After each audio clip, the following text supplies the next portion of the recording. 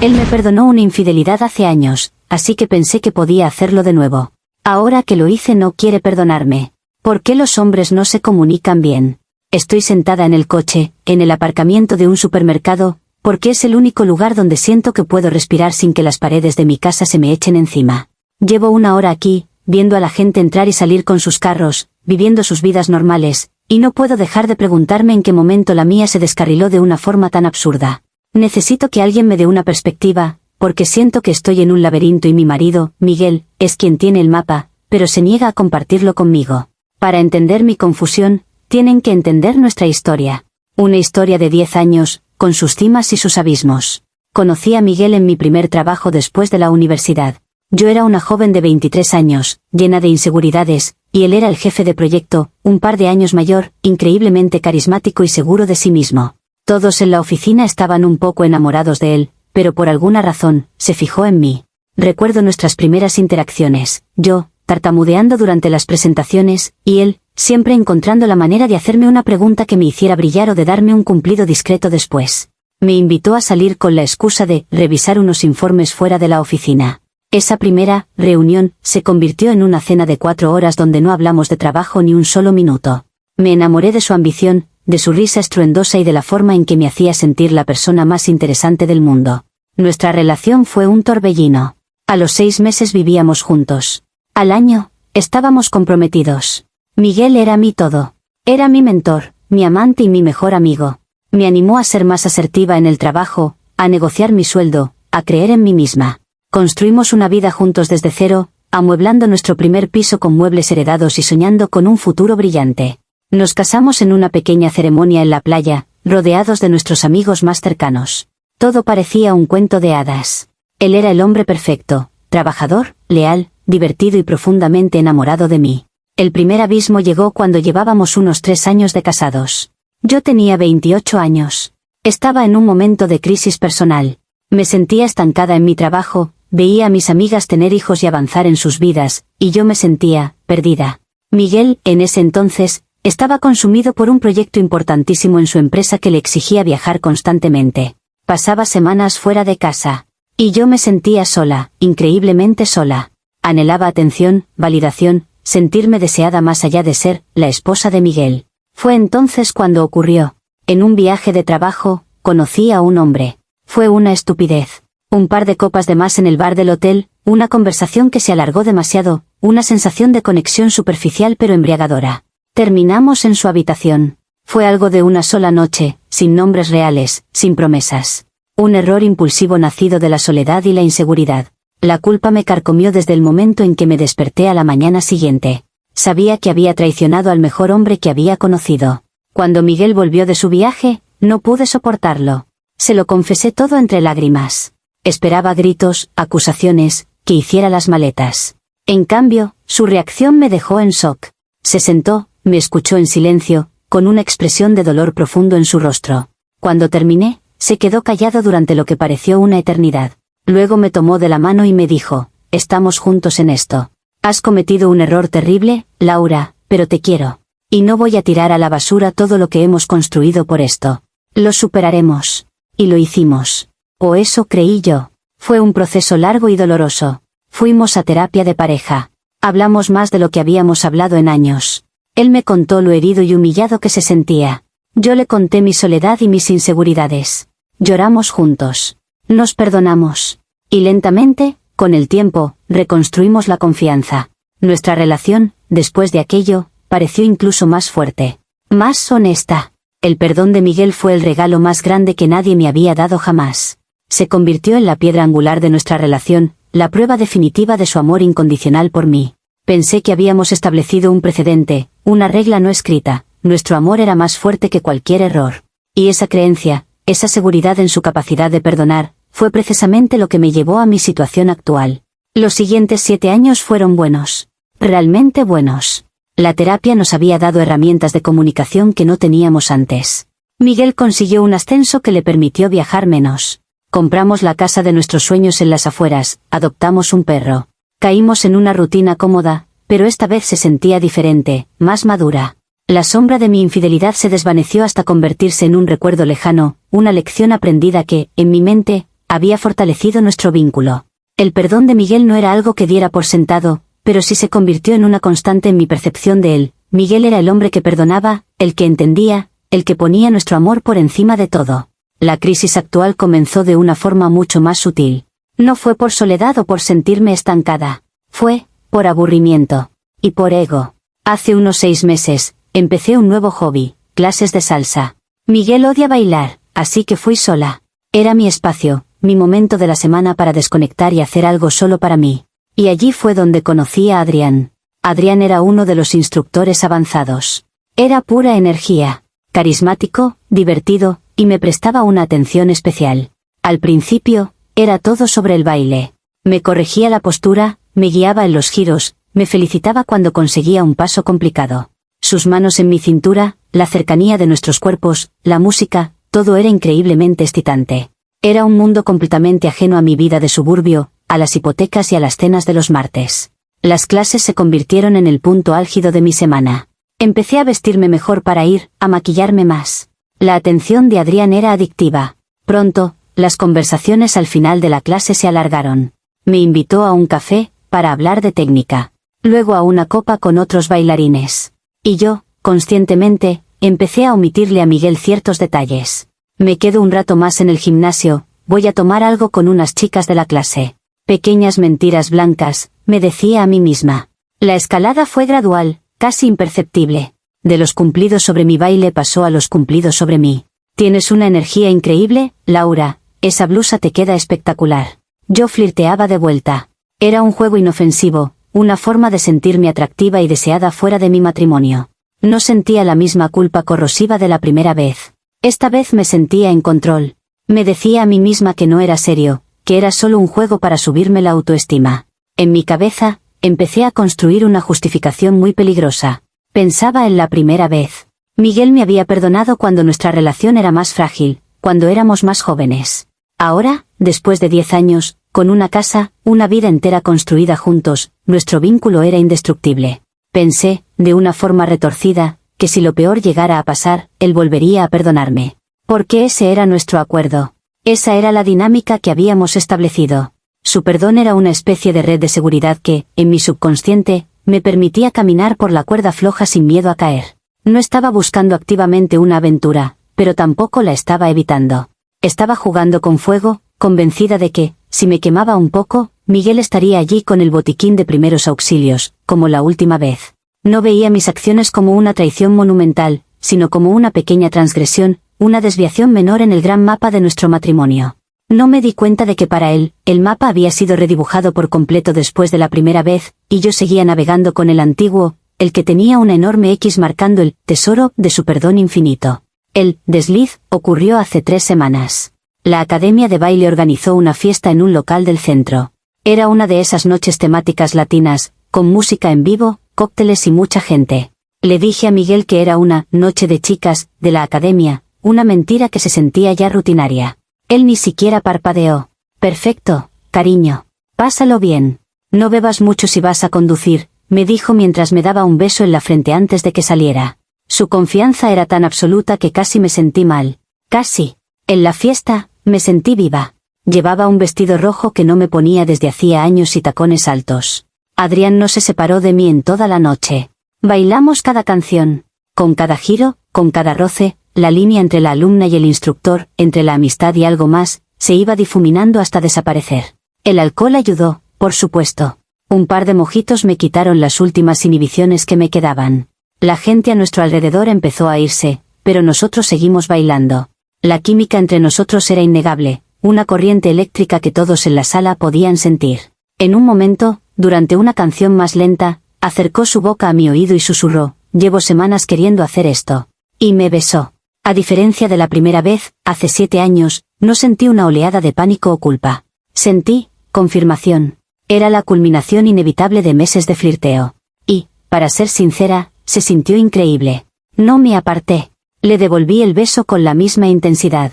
Terminamos saliendo del local de la mano. No hablamos mucho. Ambos sabíamos a dónde íbamos. Fuimos a su apartamento, un pequeño estudio a pocas calles de allí. Fue apasionado, impulsivo y completamente desconectado de mi realidad. Fue exactamente el escape que buscaba. Mientras estaba allí, en su cama, una parte de mi cerebro, la racional, empezó a hacer sonar las alarmas. Pero otra voz, más fuerte y seductora, la acalló rápidamente. No es para tanto, me decía a mí misma. La primera vez había sido un acto emocional, nacido de la desesperación y la soledad. Esto era diferente. Era físico, era un juego. No significaba que amara menos a Miguel. En mi mente, ya estaba ensayando la posible confrontación futura. Me imaginaba la conversación.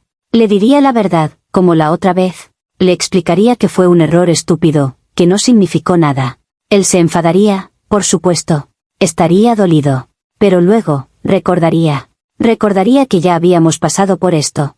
Recordaría su propio precedente. Me diría, ya lo has vuelto a hacer, Laura, y yo le diría, y tú ya me has perdonado antes.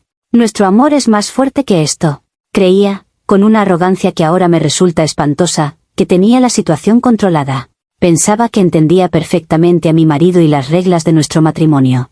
Me veía a mí misma manejando las consecuencias, porque, en mi cabeza, ya sabía cuál sería el resultado final, el perdón. Con esa certeza, volví a casa de madrugada, me deslicé en la cama junto a mi marido que dormía plácidamente y me quedé dormida sin un ápice de la angustia que sentí la primera vez. No tuve que confesar. Él lo descubrió. Y lo hizo de la forma más banal y moderna posible, a través de la nube de fotos compartida. Unos días después de la fiesta, una de las chicas de la academia subió un álbum de fotos del evento a una carpeta compartida a la que yo tenía acceso.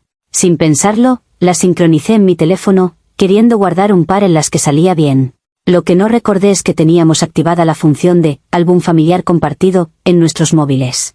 Una función que habíamos configurado hace años para compartir automáticamente fotos de vacaciones y eventos familiares. Todas las fotos de esa noche, incluidas varias en las que Adrián y yo bailábamos increíblemente pegados, mirándonos de una forma que no dejaba lugar a dudas, se subieron directamente al teléfono de Miguel. Estaba en el trabajo cuando recibí el mensaje.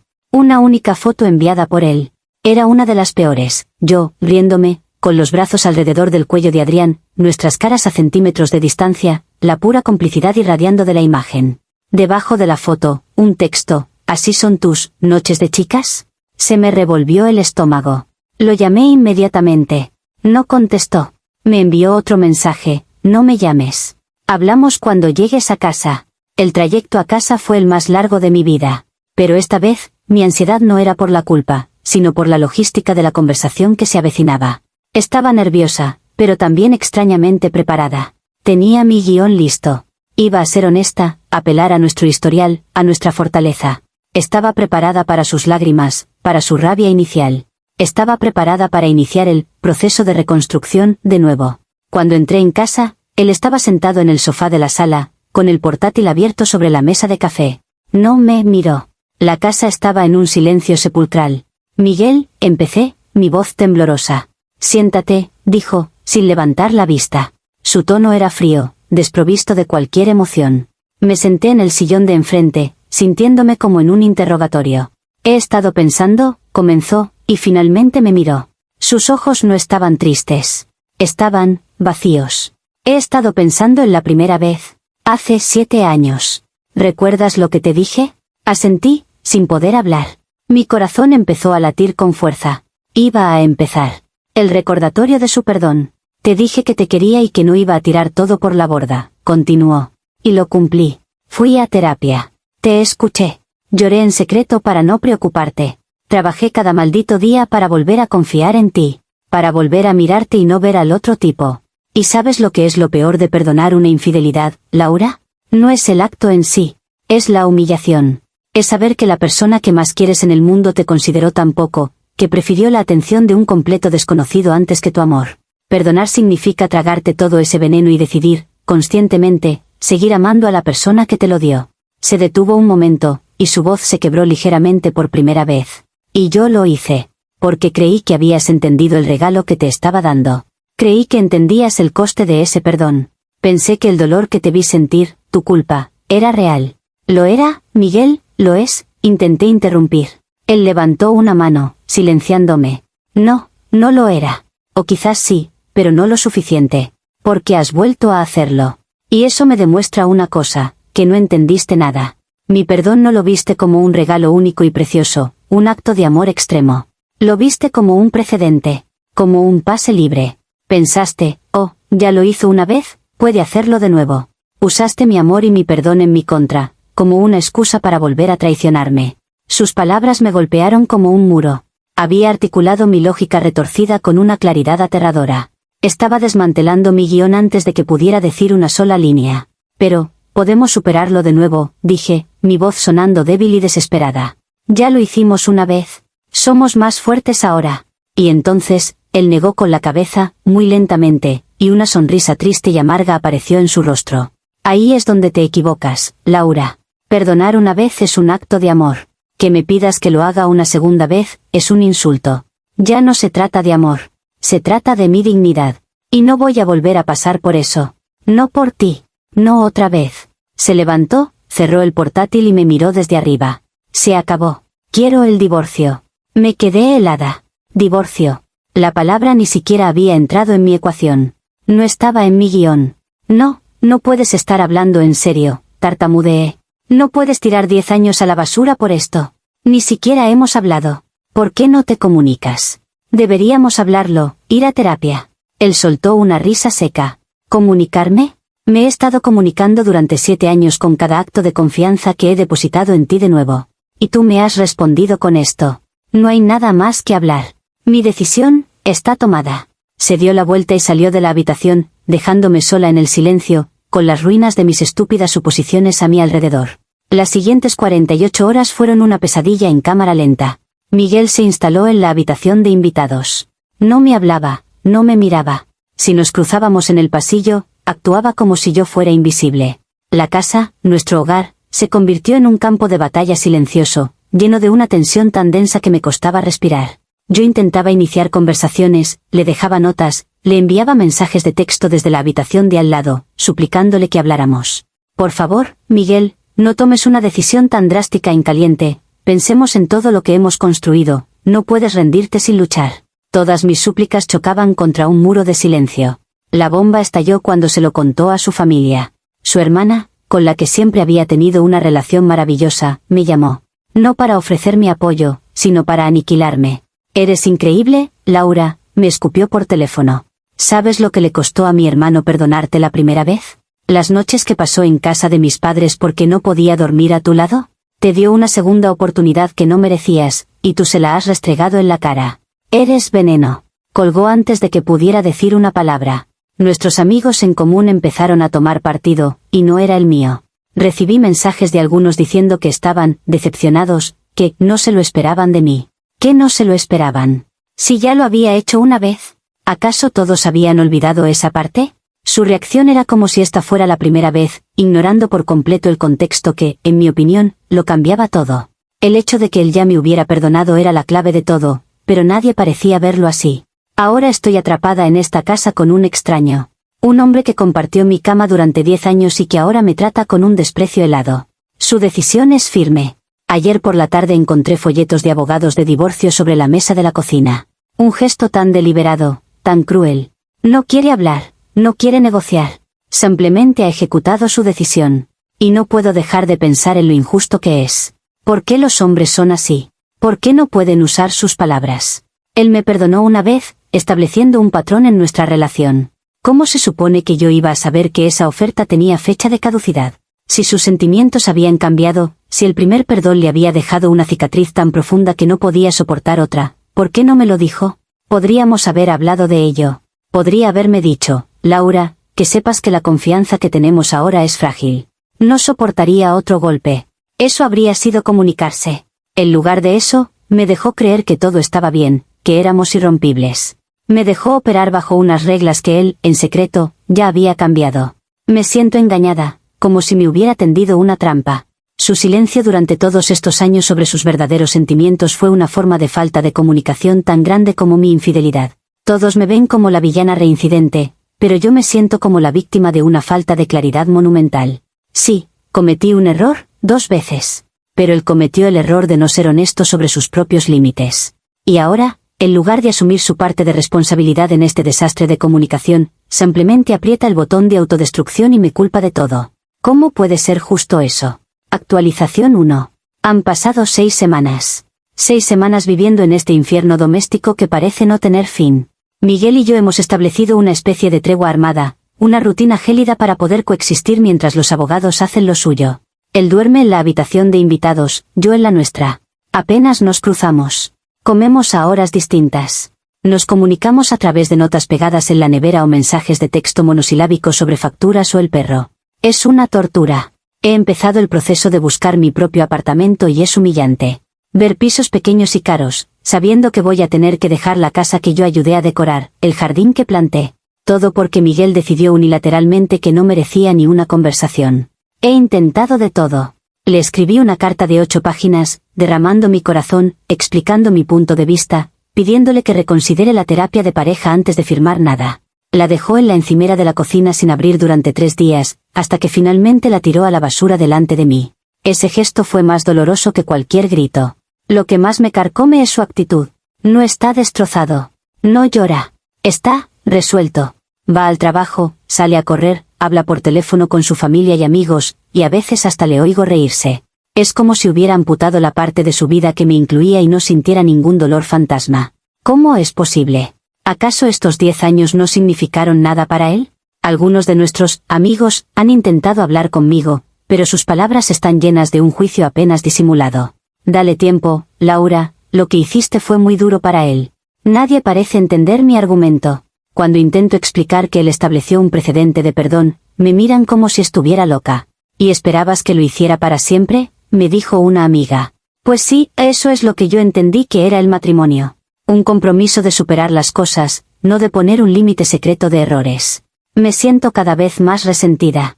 No solo por la infidelidad en sí, sino por haberme dejado caer en la trampa. Si la primera vez le había costado tanto, ¿por qué fingió tan bien durante 7 años? ¿Por qué me hizo creer que éramos un equipo a prueba de balas? Su supuesto perdón ahora me parece una farsa, una bomba de relojería que él sabía que estaba ahí y que yo, en mi ignorancia, activé. Él es el que no se comunicó, el que guardó su resentimiento y su dolor bajo llave, dejándome creer que la puerta estaba abierta. Y ahora todos le aplauden por ser fuerte y tener dignidad, mientras a mí me señalan como la única culpable.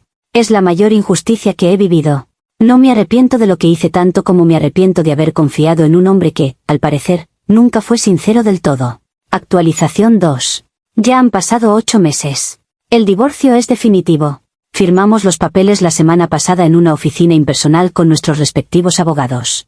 No nos miramos ni una sola vez. Fue todo muy civilizado, muy frío, como cerrar un negocio que ha ido mal. Ahora vivo en un pequeño apartamento en el centro que huele a pintura nueva y a soledad.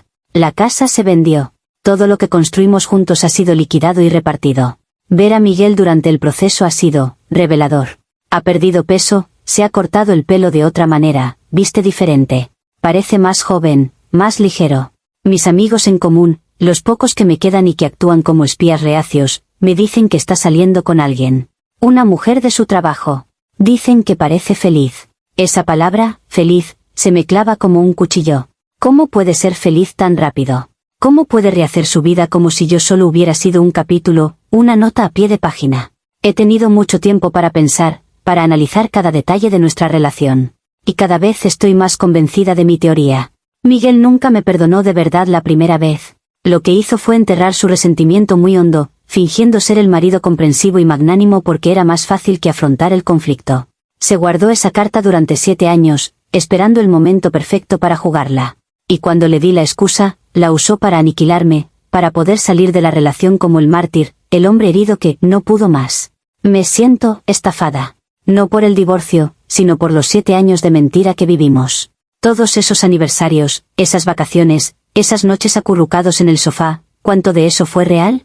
¿O estaba él simplemente esperando a que yo cometiera otro error para poder justificar su huida? Me usó. Usó mi error para alimentar su imagen de hombre bueno y paciente, mientras por dentro afilaba el cuchillo. Ya no siento culpa por lo de Adrián. Fue un síntoma, no la enfermedad. La enfermedad era la falta de honestidad de Miguel, su incapacidad para comunicar sus verdaderos límites. Me dejó construir mi vida sobre una base de arenas movedizas, sobre un perdón que era condicional y temporal. Y cuando el suelo se hundió, se aseguró de que yo fuera la única que se ahogara. La gente me dice que necesito asumir mi responsabilidad y seguir adelante. Pero no puedo. No hasta que la gente entienda que aquí hubo 2 personas que fallaron. Yo fallé con mis acciones, sí, pero él falló con su silencio. Y en un matrimonio, a veces el silencio es la traición más grande de todas. Él no es una víctima. Es solo un hombre que no supo comunicarse y que, al final, eligió el camino más cobarde. Y yo soy la que tiene que vivir con las consecuencias de su cobardía.